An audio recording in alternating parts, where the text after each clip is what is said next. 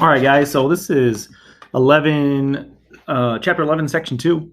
And we're kind of look at how the northern part of the United States transforms during this time period. But what we always do in class, we always look at our objectives first. Okay, so we want to be able to explain why American cities started growing in the 1800s. We want to be able to list new inventions and advances in agriculture and manufacturing. We want to describe the improvements in transportation during the early 1800s. And we want to discuss the wave of immigration to the United States in the 1840s and 1850s. And lastly, we want to describe the problems for African Americans in the North. Now, if you are watching this at home, I would highly suggest taking notes like we always do. Okay, I will attach some sort of electronic note sheet as well as the normal ones that we usually would do. If you want to print them off and write, you can do that too. Okay, so let's move on. Okay, so the important terms and people, there's a few of them. Urbanization, the growth of cities due to movement of people from rural areas and cities. A telegraph, which is a device that is used to use electrical signals to send messages. Sorry about that. And Samuel F.B. Morse is the inventor of that. Famine is widespread starvation, which we'll talk about momentarily.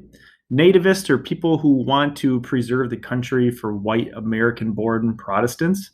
And lastly, discrimination. You guys probably already know what this means, but is the denial of equal rights or equal treatment to certain groups of people. All right, so you guys know from class that you don't have to write the big bold words down. I'll tell you what you need to write down and explain in a little bit more detail. But the first thing we're looking at is how did urbanization or the creation of cities and technology affect the North? As we said, the North is going to be a very different place than what the South is. Okay, through industry, if you watch the last video, in the movement of peoples. So during the Industrial Revolution, which we said is more than one, but the first one we're talking about, which is at the end of the 1700s, beginning of the 1800s, there's two really big differences between the North and the South. Okay, the northern cities are going to have factories and industry, transportation and technology will grow very quickly. Okay, that's a good thing, but like all good things, there are going to be negative things that go along with that. So, early American cities were very small compared to what you see today. In today's day and age, New York City has over 8 million people. That was not the case, obviously, back in the day. You would have seen the tallest buildings being maybe 2 or 3 stories, built mostly of wood or brick. But in the 1800s, we're going to start to see more and more people moving to these cities.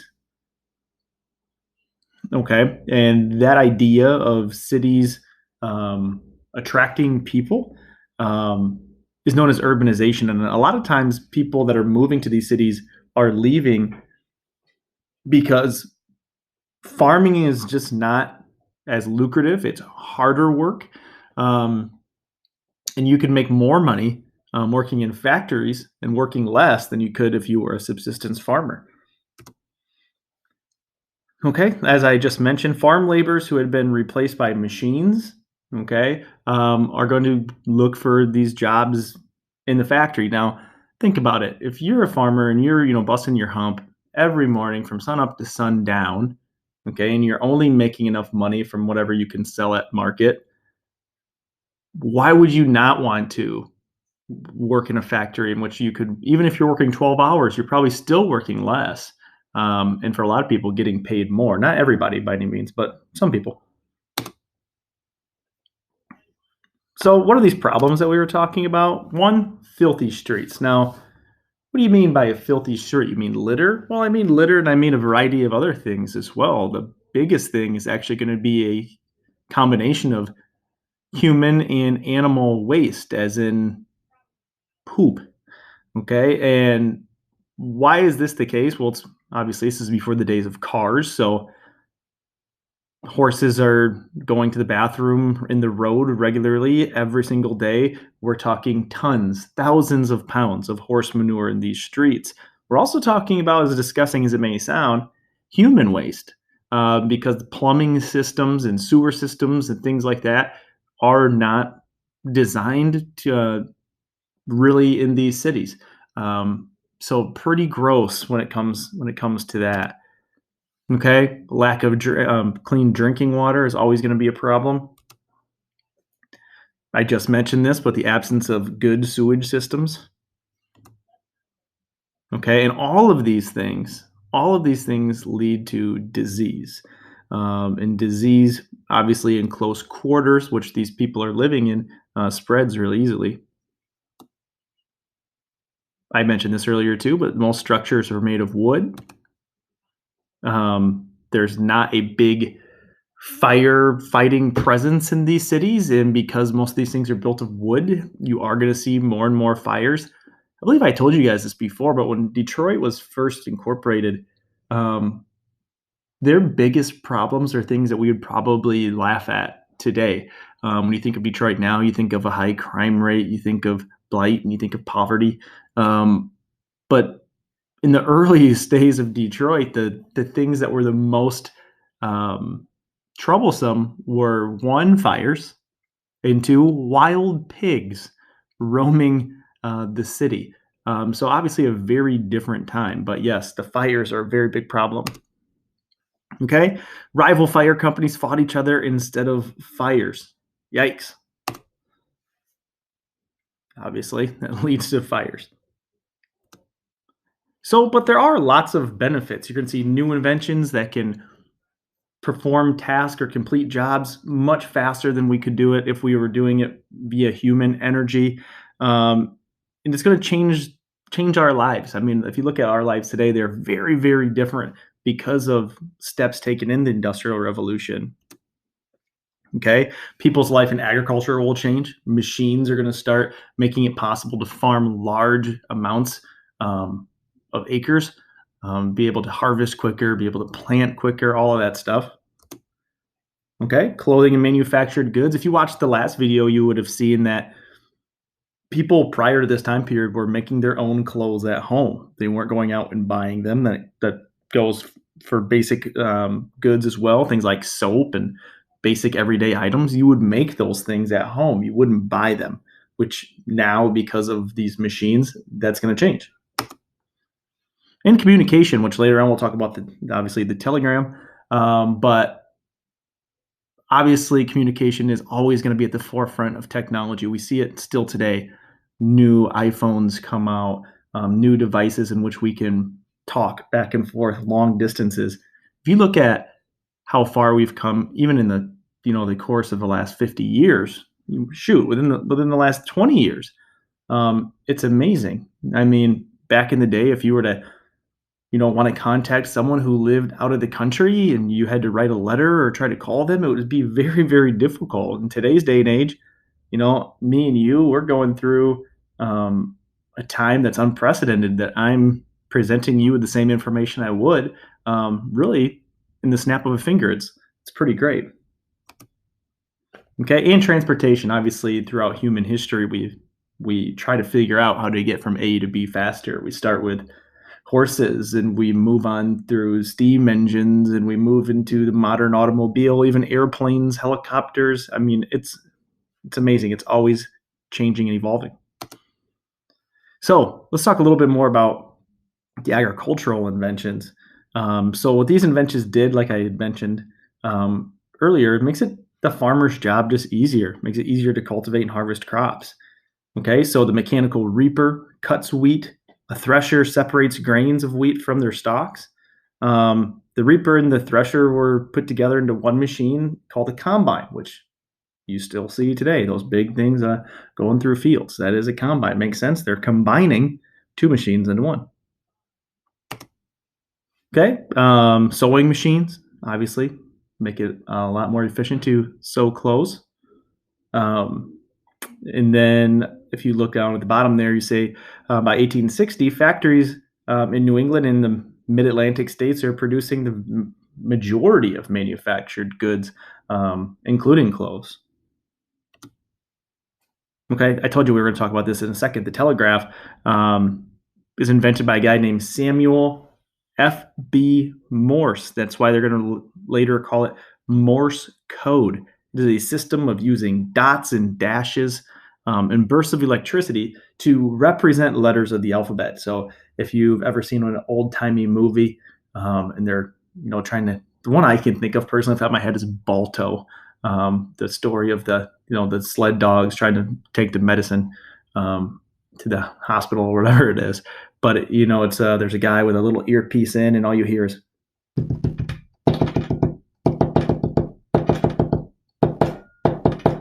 and then he's got a message. He's like, "Oh, the medicine's on its way," or something along those lines. But soon enough, we would be able to go hundreds and hundreds of miles or thousands of miles even, and be able to communicate with each other in a very short time period. Later on, we'll talk about how this means that the world is becoming a smaller place. Now, not literally, the world is not shrinking, but because our ability to talk to people over vast distances is easier, it makes it feel as if it's smaller. Okay, this is just kind of a breakdown of how this would work. And I'm not a super expert by, telegraphs by any means, but the telegraph worked by sending electrical signals over a wire.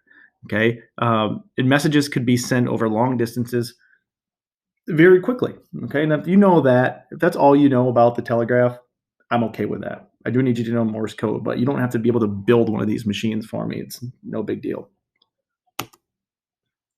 Okay, when it comes to transportation, this is a huge sector of our economy. And as you see here, it says improvements in transportation spurred the growth of the American industry. Factories could make use of raw materials that were further away. Okay, that's very important. If you can get materials that you once were not able to get, you can grow your industry. You can grow your products. You can make things that you weren't able to make before.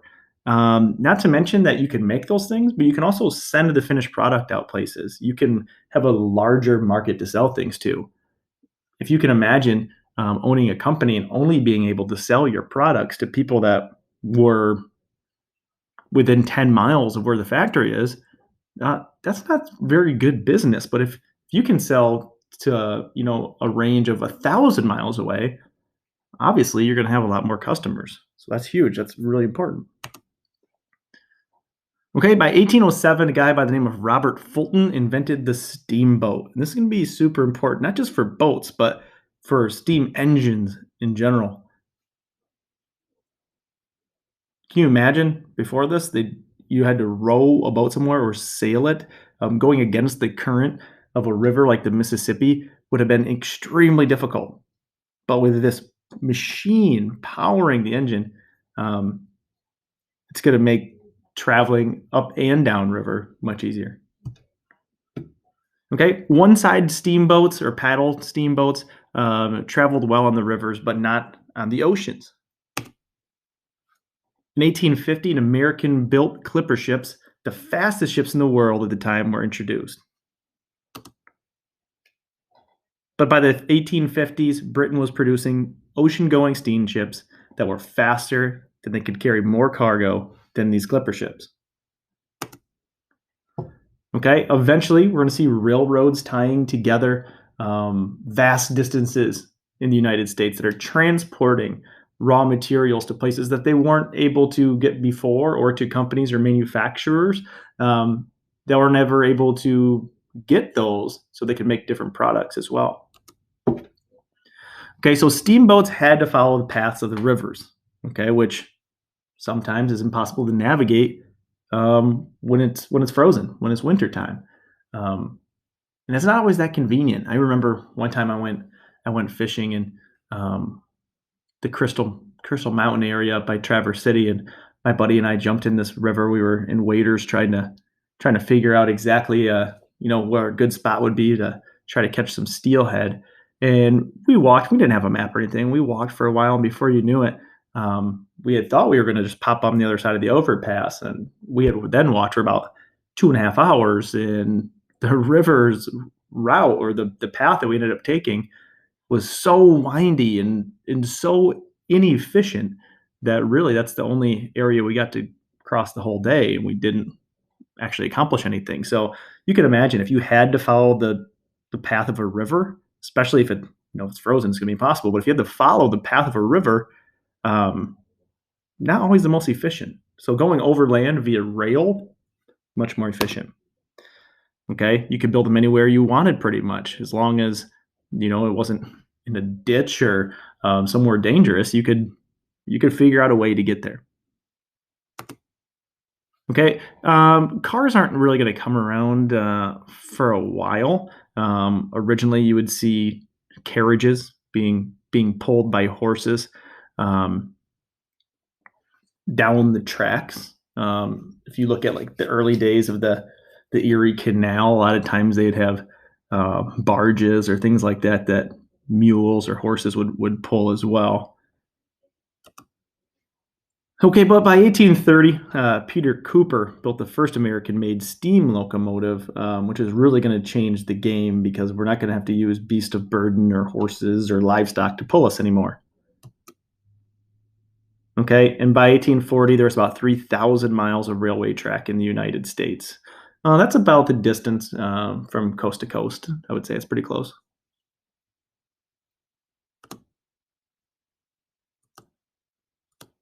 So the United States is not just changing industrially and economically, but it's also changing of who is occupying this land, who is living in the United States. As you guys know, the United States does not have a official background. We are a melting pot. We are groups of people from all over the world.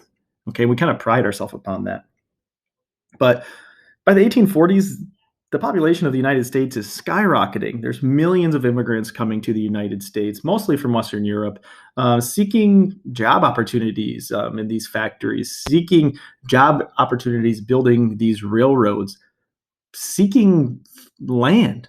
Okay, if you think about Great Britain or you think about these countries in Western Europe, Ireland, whatever, they're small. They're small islands that don't necessarily have a lot of area for people to claim land. And over the course of thousands of years, all of the land in those places have been claimed, right? So what's the point of staying there? If you're trying to get land and you're trying to have your own farm or your own property, you got to get out of there. The United States has plenty of that to offer. Okay. As I just mentioned, some came for land, others for opportunity. That's a really key word there. I'd like you to write that down. The O word, opportunity. Sometimes they were chased out by famine. Sometimes they were chased out because of war. But because of this, because so many people are leaving, you're going to see a lot of congestion in the American cities on the East Coast. Places like New York City, places like Boston, places like Philadelphia are really going to start becoming really, really large cities. And sometimes the population is going to grow faster than what the infrastructure or the buildings and all of that can as well, which is going to make it very difficult. Okay, this is a famous example, the Irish potato famine. In 1845, a fungus destroyed the potato crops in Ireland, which led to a horrible, horrible famine or widespread starvation. The average Irishman during this time was eating pounds and pounds of potatoes a day. If you know anything about Irish cuisine, it's nothing special. It's pretty bland, really. I've been there. I would agree. It's pretty bland. Lots of potatoes, lots of meat, but not a lot of flavor. And potatoes are great for this country because it is a pretty poor country at the time. And if you know anything about potatoes, they're very starchy. They have a lot of carbohydrates in them. And if you're eating potatoes, you can stay full and energized for a long period of time for pretty cheap. Not to mention they grow pretty easily as well. Okay, but during this famine, millions and millions of people are going to starve to death, literally die, um, because they don't have enough food. Now, when you guys get older, we'll talk a little bit more about the Irish potato famine. There's a lot of politics that go into the famine, relating back to the relationship with Great Britain. But as you can see here in this graph, um, Irish immigration skyrockets by 1851. Okay, we're talking big numbers coming from that small island. Okay, most of the Irish immigrants that come to the United States are looking for work. They're looking for work in the cities. They're looking for work building railroads in the Midwest. And if you know anything about Michigan, where we are anyway, especially Southwest Michigan, the vast majority of European heritage in Southwest Michigan is either German or Irish. So obviously, some of those ancestors would have came during this time period as well. Okay, some of them, especially women, a lot of times worked in households, doing domestic chores and construction and building new buildings, building new homes for people. I mean, that had to be done. Okay, like I just mentioned, the Germans are a big name as well. You can look around our area and in the Midwest especially and see a lot of stuff relating back to Germany. Okay, many escaped Germany at this time, getting chased out of there because of political reasons. Okay, unlike the Irish, the German immigrants came from a lot of different levels of society. This wasn't necessarily poor people. There's a nice mixture of people here. And look at that. Like you see the Midwest show up there. And many Germans, like I had mentioned before, did settle in this area. You see a lot of German names throughout the Midwest. I know for me personally, some of my family's definitely from the Germany, Austria area. And I bet a lot of you guys are that way as well. Okay, now, as you would imagine, with more and more immigrants coming to the United States, you're going to have more and more people who consider themselves to be nativist or people that are from the United States, who were born in the United States. And they fear change. They fear these new people coming over. They fear a lack of jobs for the people that were born here. And the fact of the matter is that usually these jobs are not jobs these people would have wanted anyway. It's similar to the immigration that we look at today. These jobs are things that were paying pennies on the dollar, working long, dangerous jobs. But, people are always going to be prejudiced. Okay, they definitely opposed Irish immigration. And a lot of that goes because the vast majority of the entire island of Ireland follows Catholicism. They're Roman Catholic. And the vast majority of people in the Northeast especially are what we would call WASP. WASP. And really what that stands for is White Anglo-Saxon Protestants. So still Christian, but not Catholic. If you remember anything from what we were talking about earlier in the year, Protestants and Catholics have a rocky history, especially when you look at Ireland and England. Okay, one New York nativist group became the powerful Know-Nothing political party, but the party eventually dissolved over the issue of slavery. I'm not super worried about that, but I do want you to know what a nativist is and what the heck their problem was. Okay, even more so than immigrants, African Americans in the North face a lot of discrimination. Okay, not every African American in the United States prior to the end of slavery was a slave. There was lots of free African Americans in the North. But as you can imagine, they're not going to be treated very well at all. Okay, now slavery obviously has is a huge problem in the United States. It's the darkest page in the United States' history. And we are going to dive into that big time here in the near future. But the African American community is definitely going to be going through some really hard times, really from the beginning of the founding of the Western Hemisphere until the 1960s. I mean, you could still argue it today if you wanted to. Okay, so let's look at some discrimination in the North. So suffrage, okay, that refers to voting. Okay, so in the North, African Americans were often denied the right to vote. Okay, African Americans were not allowed to work in factories or skilled trades. Many employers preferred to hire whites and not African Americans, so it makes it very difficult to support a family or to have any sort of life as African American in the North. Segregation, schools, public facilities, churches are all segregated, meaning that whites and blacks do not mix. And that's going to stay that way until 1954. So African Americans formed their own churches. They had their own places to do these things that one would do in public. And then lastly, white newspapers often portrayed African Americans as inferior. They did so with articles and cartoons and things like that painted a really negative picture, a false, inaccurate picture of African Americans. So African Americans started their own newspapers as well, very segregated. Okay, I know that was a lot to take in, and I probably went pretty quickly through this. You're more than welcome to stop the video at any time, or to shoot me an email, or to drop a comment on the Google Classroom, preferably, about anything that maybe we had talked about today. I know that if you're watching this and you've been doing the hard copies, I think I forgot to attach this to the last email. So I will try to get that out to you guys as soon as possible. You guys stay safe out there and enjoy the rest of your week.